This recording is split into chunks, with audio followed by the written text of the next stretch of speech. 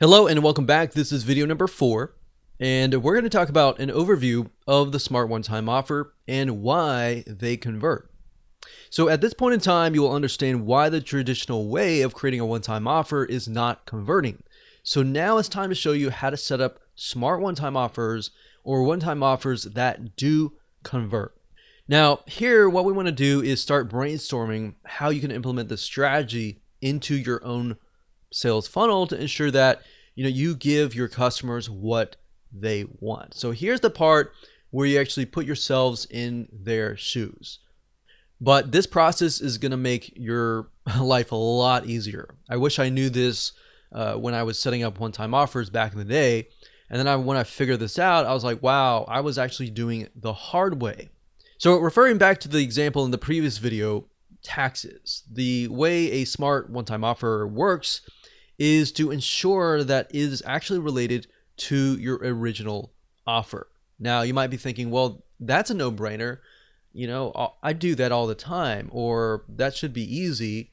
But really, let's just take this as an example. So to recap, if the front-end offer is how to save money on taxes, and we established previously that it was business taxes. So how to save money on business taxes.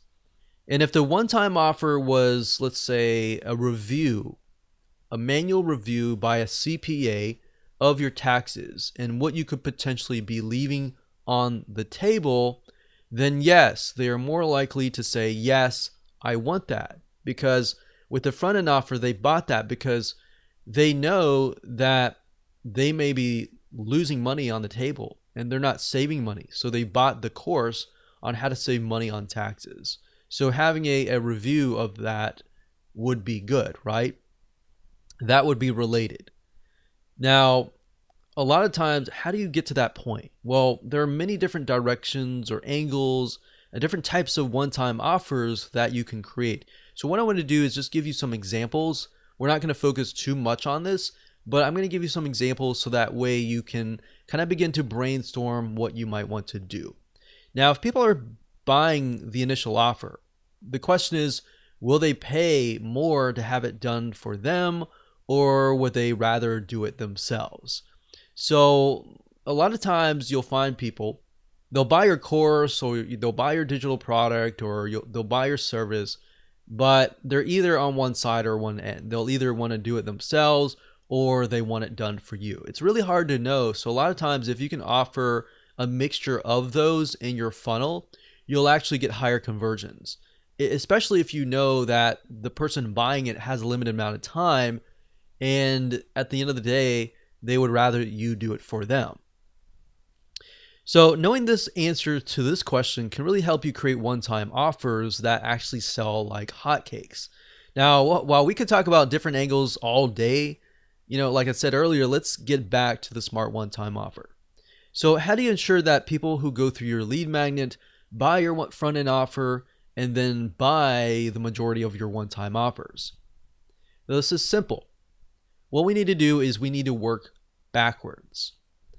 And while I know this doesn't really make a lot of sense right now, it will. So like I said earlier, keep an open mind. Do not assume anything.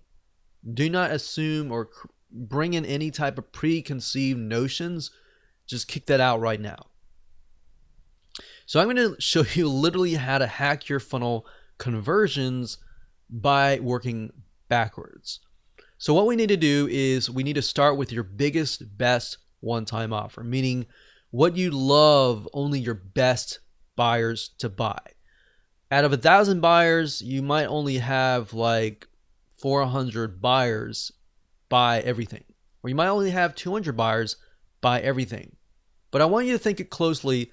What do you want those 200 or those premium buyers to buy, right? So what is your biggest, baddest, best one-time offer? So I want you to start with that first. Or you could say, what is the most expensive one-time offer? The one all the way at the very end. Start with that first. Whether it's one-time offer 3, 4, or even 5, you want to start there. So first off, think, how many one-time offers do you need to solve the problem that the person has, and then start right there.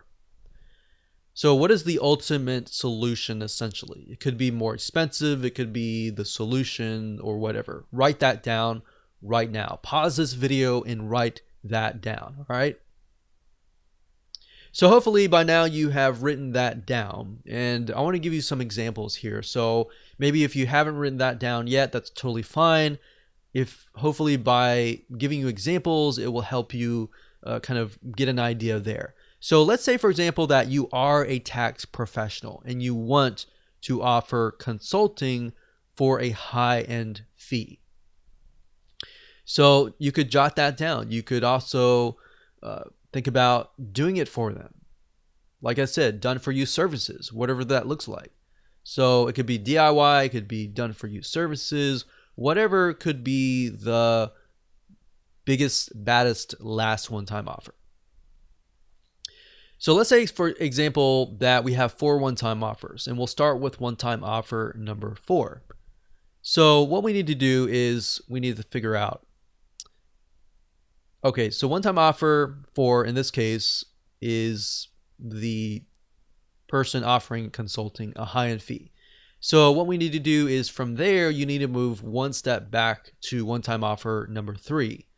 So basically one step backwards and think, all right, if someone cannot afford one-time offer number 4, what is the next best thing? In other words, what we like to do is we like to take a piece of that and move backwards.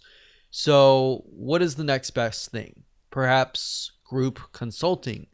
So maybe group consulting could be the one-time offer number 3, and one-time offer number 4, maybe that's one-on-one personal consulting.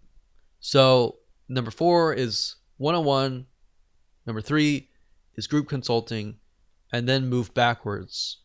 What could be one-time offer number 2? Well, let's take a piece of that and move backwards.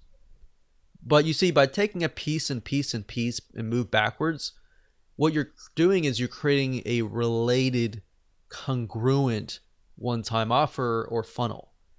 So what's the next best thing if people cannot afford group consulting?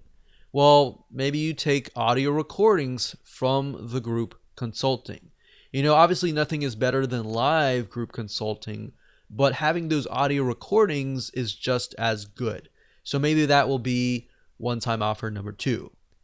Then we take a step back to one-time offer number 1, and we can take a piece of audio recording and perhaps turn it into a book. So they're still getting a piece of that group consulting or that personal consulting, but it's actually not consulting anymore. It's just a book or a course kind of thing. You get the point? You're basically taking a piece, moving back, taking a piece, moving back, taking a piece, moving back. And then you can even move that into your front end offer as well. And you can do the same with your lead magnet. So if you do that, guess what? Whoever consumes your lead magnet, you're going to attract a very specific person. They're going to definitely want the front end offer because it's a larger piece, of the lead magnet. And the one-time offer is a larger piece than the front end offer. Then the one-time offer number 2 is a larger piece than number 1 one-time offer. So hopefully that makes sense. If it doesn't, don't worry. We'll map it out visually so that you can see it in the next video. So like I said, it'll make more sense in video number 5, but that should kind of get your mind going a little bit. So that's it. Let's move on to video number 5, and let me map it out so you can visually see it so that it can really stick in your minds.